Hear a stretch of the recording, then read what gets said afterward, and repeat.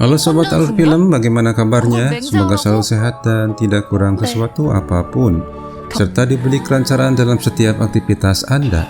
Kali ini saya akan merangkum sebuah drama Korea romantis berjudul Wuri the Virgin episode pertama.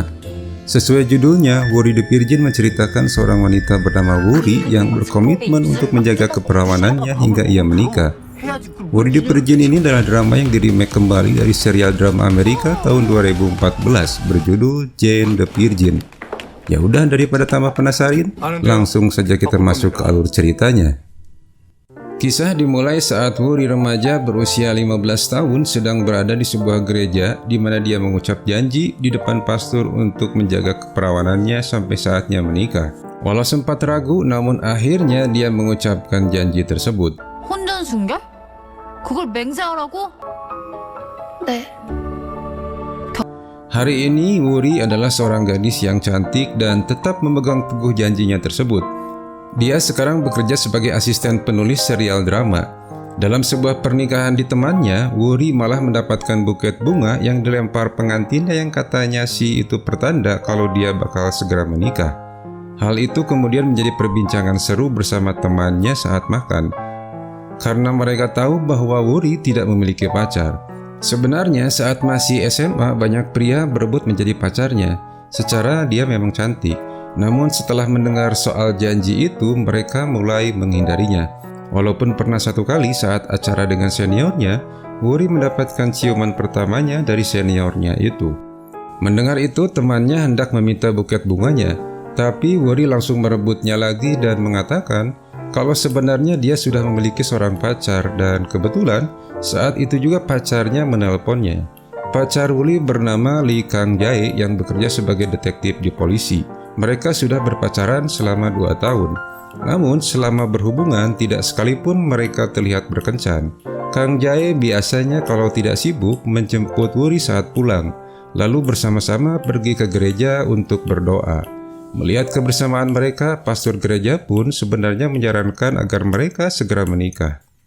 Rupanya Kang Jae sangat menghormati dan tidak keberatan dengan prinsip Wuri memegang janjinya, sehingga dia bersedia menunggu sampai saatnya tiba. Tapi Wuri sendiri pun sebenarnya sudah nggak tahan. Seperti saat ini dia malah mau nyosor aja tuh.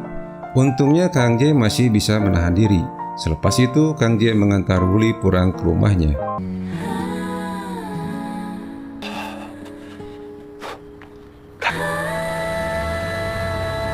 Lain anak, lain pula emaknya. Emaknya Wuri, Eunran, malah aktif berkencan dengan pacar barunya seorang produser, dan dia tidak malu bersiuman di depan Wuri. Emaknya Wuri sejak kecil ingin sekali menjadi seorang penyanyi terkenal. Makanya dia sekarang berpacaran dengan seorang produser yang katanya menjanjikan akan menjadikannya menjadi seorang penyanyi terkenal. Wuri tinggal bersama emak dan neneknya, Gui Nyeo. Emak dan nenek Wuri sebenarnya juga menginginkan agar Wuri segera menikah dengan Kang Jae karena sudah 2 tahun mereka berpacaran.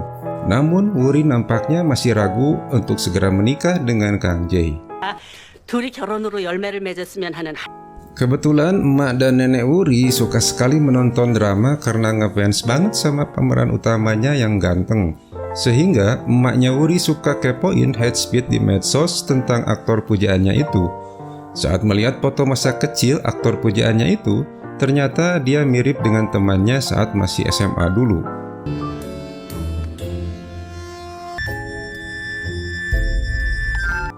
Keesokan harinya seperti biasa, Wuri menjalankan aktivitasnya sebagai penulis serial drama. Kali ini Wuri dan timnya, ada Yu Yeri atasannya dan Direktur Park sang produser, mereka sedang mendiskusikan peran salah satu karakter dalam naskah drama yang sepertinya kurang greget gitu. Tiba-tiba Wuri menyarankan agar karakternya dibuat lebih dominan, di mana alih-alih sekedar menunjukkan ketertarikan, lebih baik ditunjukkan langsung dengan menggodanya dan menunjukkan hasratnya. Idenya sih sebetulnya nggak masalah, tapi dia mengucapkannya terlalu menjiwai sehingga dihentikan oleh Yeri.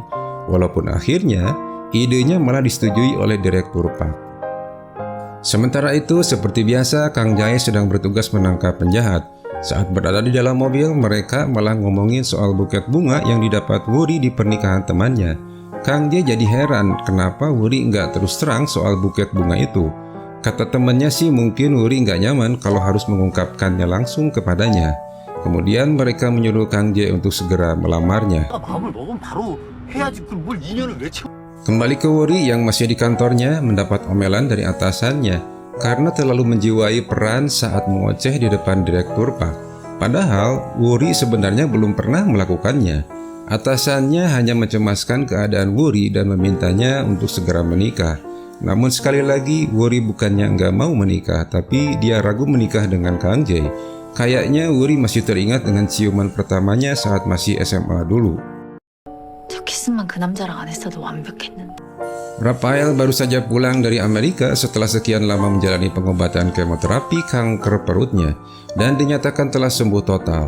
Rafael langsung menemui istrinya Lee Marie di kantor Yayasan Medis Diamond. Setelah mengabarkan kesembuhannya, dia sekaligus juga memberikan surat gugatan cerai kepada istrinya itu.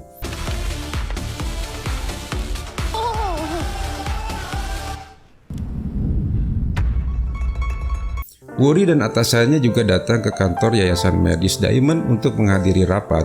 Rafael langsung mengambil alih pimpinan divisi kosmetik sebagai CEO yang selama ini dipegang oleh istrinya. Melihat Rafael hadir, Wuri malah teringat kepada pria yang pernah menciumnya dulu. Karena malu dia berusaha tidak memperlihatkan wajahnya. Jadi kehadiran Wuri dengan atasannya adalah terkait dengan lokasi syuting utama di kantor tersebut, dengan sponsor utamanya yaitu Wuri Kosmetik.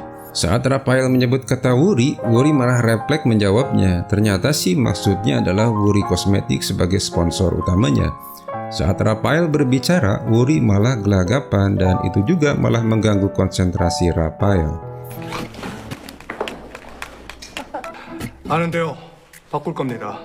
아직 화장품이 더 이상은 Selesai rapat, Rafael menyapa Wuri dan menanyakan apakah sebelumnya mereka pernah bertemu.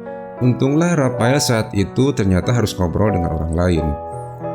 Rafael juga langsung menemui ayahnya yang merupakan pimpinan tertinggi Yayasan Medis Diamond. Ayahnya sendiri tidak tahu kalau Rafael sudah sembuh total karena dokter yang merawat Rafael selalu merahasiakannya.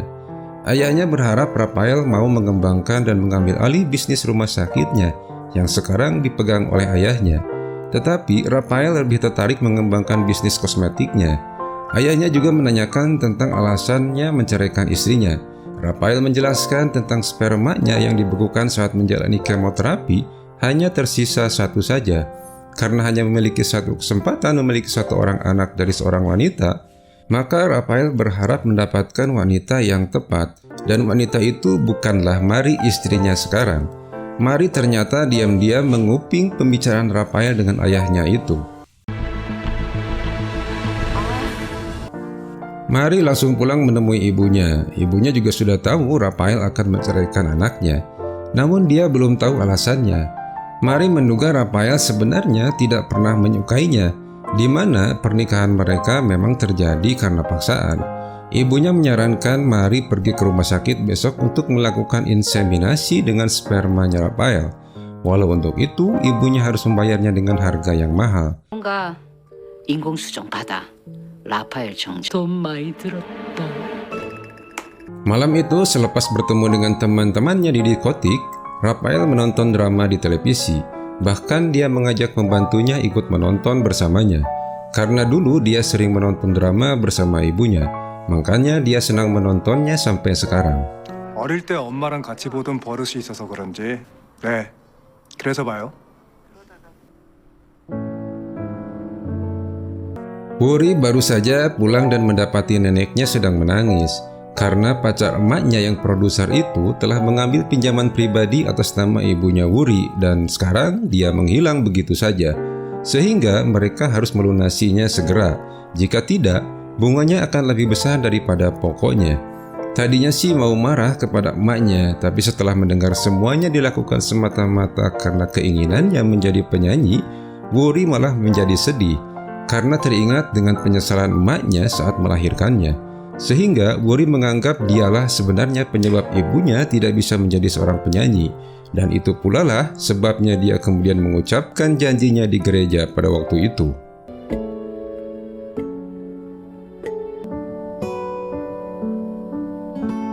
Keesokan harinya, Wuri pergi ke rumah sakit untuk melakukan pemeriksaan rutin kesehatan kandungannya.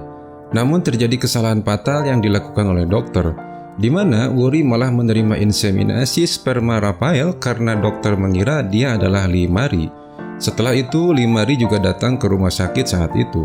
Namun karena sudah terlanjur, dokter tidak memberitahu Limari tentang kesalahannya dan kemudian melakukan inseminasi dengan sperma orang lain. 남편이 항암 치료해서 이제 하나 남은 정도.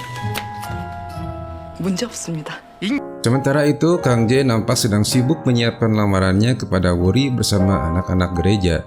Namun justru di hari H-nya, dia ditugaskan oleh atasannya untuk segera menyelesaikan kasus pembunuhan di tempat biliar, yang ternyata berdasarkan kesaksian, pembunuhan itu terkait dengan pimpinan Kim. Dan sepertinya Kang Jae sangat benci kepada pimpinan Kim. 김 회장?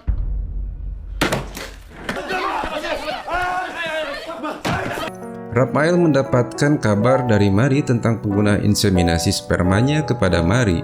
Rafael mempertanyakan bagaimana itu bisa terjadi tanpa seizinnya. Lagi pula, dia sudah mengajukan cerai kepada Mari. Dengan amarahnya, Rafael langsung mengusir Mari dari ruangannya. 그럼 이만 나가줄래?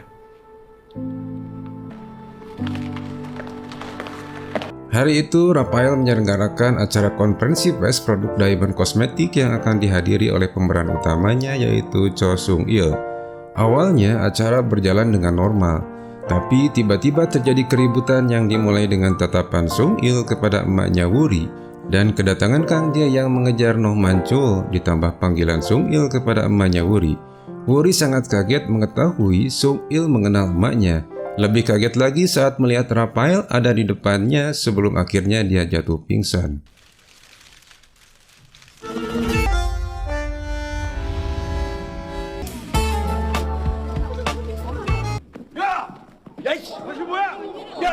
저기요. 지금 뭐 하시는 거예요? 예? 온나! 둘이 알아? 작가님, 일단 좀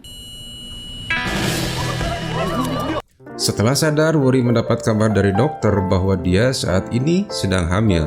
Tentu semuanya nggak ada yang percaya dengan diagnosa dokter tersebut. Rafael yang nggak ngerti apa-apa bertepuk tangan sendiri. 아니지. 아니야. 다시 검사하시죠. 네, 우리 거라고요? 절대 그럴 리가 없어요. Karena masih penasaran, Wuri segera memeriksakannya ke dokter kandungannya. Barulah di sana dia tahu mengenai kesalahan pemberian inseminasi sperma tersebut. 수술하시면 됩니다. 그럼 다시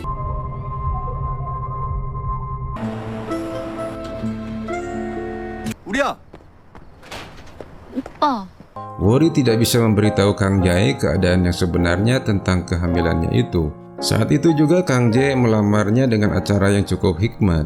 Tapi Wuri marah mengatakan bahwa dia saat itu sedang hamil. Dan cerita pun berakhir. Sampai jumpa di episode selanjutnya. 나랑 결혼해줘. 오빠 나 임신했어. 누구? 애를?